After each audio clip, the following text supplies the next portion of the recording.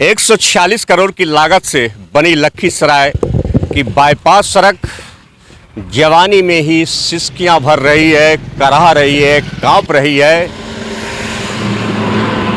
इस पुल का बनना मात्र 4 वर्ष हुआ और पुल एक जगह नहीं दर्जनों जगह कालीकरण का चिथरा हो गया है। फिर भी इस ओर न जिला प्रशासन की इनायत नजर इनायत है, न सरकार के जो हुक्मरान है उसकी, जबकि इस पुल से अनवरत हजारों वाहन का परिचालन होते रहता है। अगर जिला प्रशासन की नजरें इस ओर इनायत नहीं हुई तो यह पुल कभी भी एक बड़ी हादसा का शिकार हो सकता है।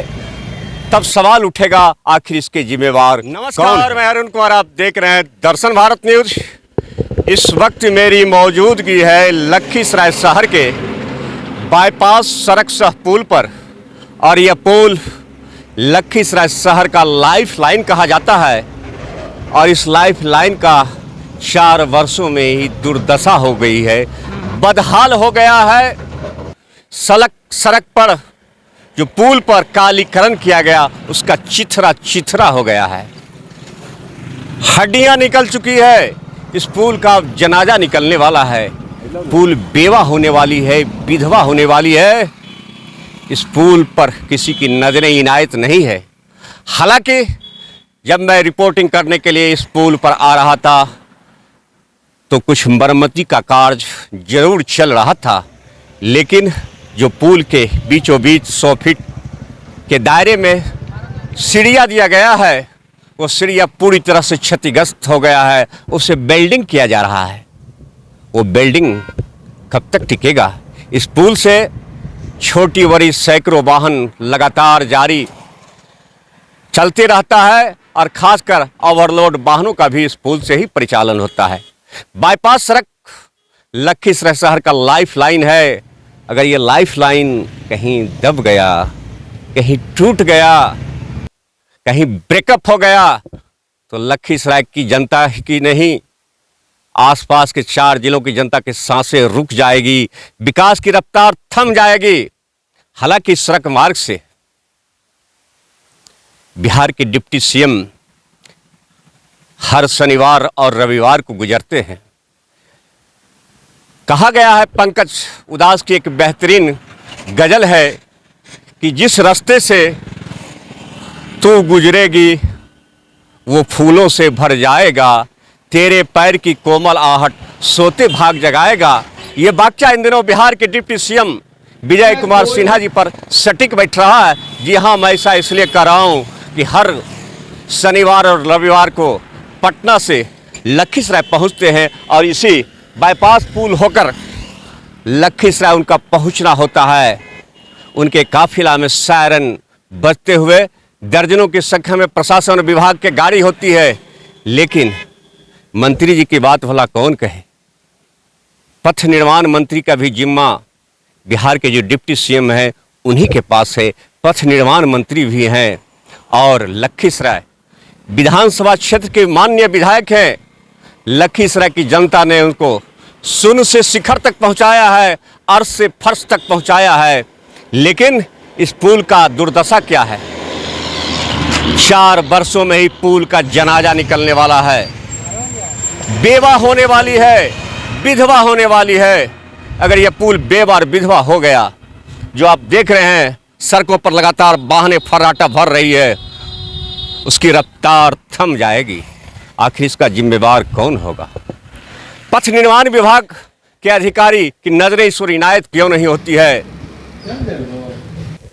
16 जून 2020 को 146 करोड़ की लागत से पथ निर्माण विभाग से पुल सा सड़क का निर्माण कराया गया था और उस समय अभी भी वर्तमान के जो सीएम हैं नीतीश कुमार पटना से रिमोट कंट्रोल से इस पुल का विधिवत उद्घाटन किया था और इस पुल उस दौरान पुल के उद्घाटन को लेकर काफी राजनीति का, सियासत का खेल भी चला। इस सियासत के खेल में जो भी भारत सरकार के मंत्री हैं और मुंगेर से लोकसभा के सांसद हैं राजीव रंजन सिंह ललन, वो बाजीगर बने और बिहार के डिप्टी सीएम इस उद्घाटन के दौरान यहाँ उपस्थित नहीं हो सके। किसी कारणवश उन्हें पटना बुला लिया गया। खैर, राजनीति में सियासत का खेल चलते रहता है, जो जीता वही सिकंदर होता है। लेकिन इस पुल पर नजरें बिहार के डिप्टी सीएम साहब की क्यों नहीं इनायत होती है? उनकी नजरें आसमान में होती है, सरजमी पर क्यों नहीं होती है? अगर पुल धाराशाही होगा, इसके जिम्मेवार कौन होंगे? जब डिप्टी सीएम साहब का काफिला लखीसराय पहुंचता है तो उनके साथ पथ निर्माण विभाग के अधिकारी भी साथ साथ चलते हैं, लेकिन उनकी भी नजरें इनायत नहीं होती है। इस सड़क से प्रतिदिन अधिकारी से लेके पदाधिकारी, पदाधिकारी से लेके न्यायिक लोग, बड़े बड़े नेता, राजनेता गुजरते हैं, लेकिन सड़क की जो स्थिति है, पुल की जो स्थिति हो गई है, वह काफ़ी बद से बदहाल हो गई है। एक जगह नहीं, दर्जनों जगह सीढ़ियाँ ध्वस्त हो चुका है। इस पुल पर पैदल चलने में भी अब कांटे की चुभन होती है। जिस पर वाहनें सरपट दौड़ती थी, अब उस पर ब्रेक लगना शुरू हो गया। यह सवाल तो उठना लाजमी है, डिप्टी सीएम साहब, कब होगा इसका कायाकल्प?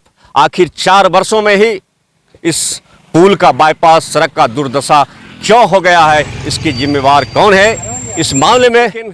ग्राउंड जीरो से जब रिपोर्ट में दिखला रहा हूँ, अधिकारी से भी बात करने की कोई जरूरत नहीं है। ऐसा है कि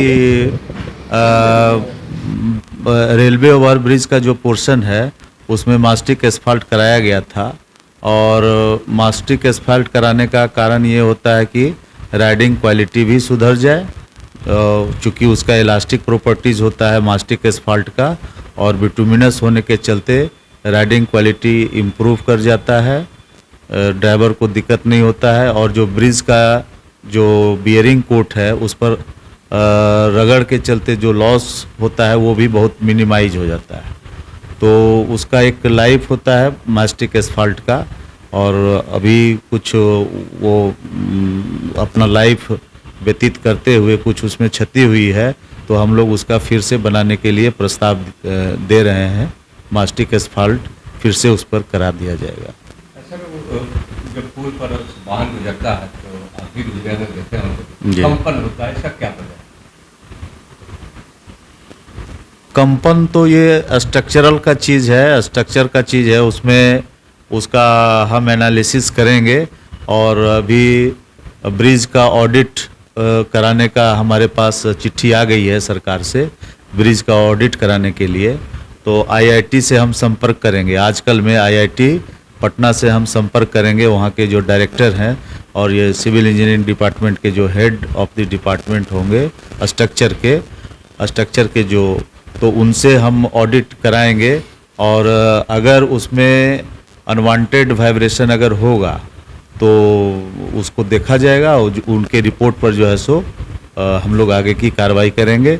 लेकिन सरकार से जो है सो हम लोग को ऑडिट कराने का आदेश मिल चुका है, और हम हाल ही में आईआईटी पटना से संपर्क करने वाले हैं। रहिए दर्शन भारत न्यूज, आपको ग्राउंड जीरो से सही खबरें दिखलाते रहूंगा।